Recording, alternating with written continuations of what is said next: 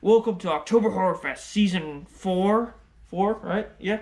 Season 4. Tonight, we're talking about Scream 2, the sequel to last night's crazy fucking 90s thriller. Let's watch as all the heads roll, but Ghostface is returning. Who's it gonna be this time?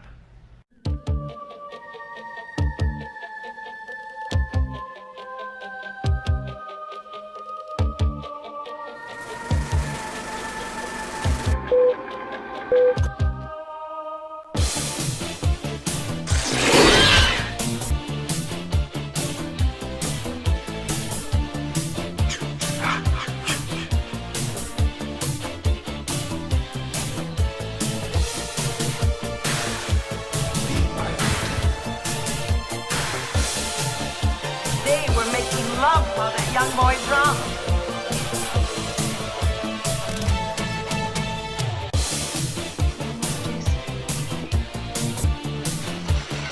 Trick or treat, motherfucker.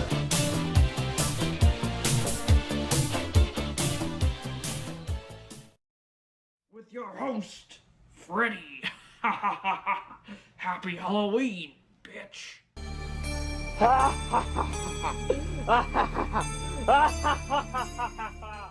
Alright, back with another Scream. This time it's part 2.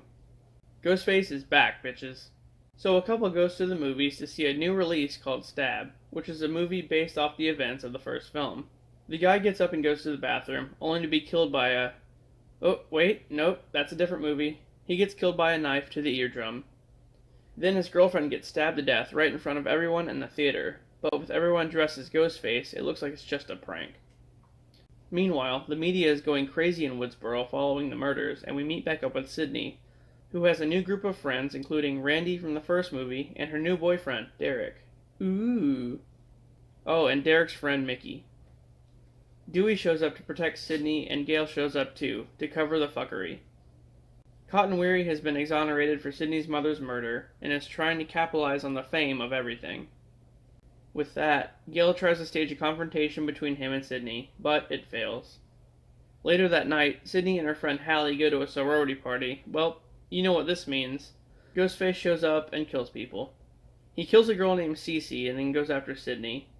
She barely gets away before the cops show up. Gail then realizes that Cece's real name was Casey, and that whoever this Ghostface is killing people with the same names as the people in the original murders, like a copycat. Who would have thought? Randy, the movie expert, deducts that the killer is probably someone Sidney knows.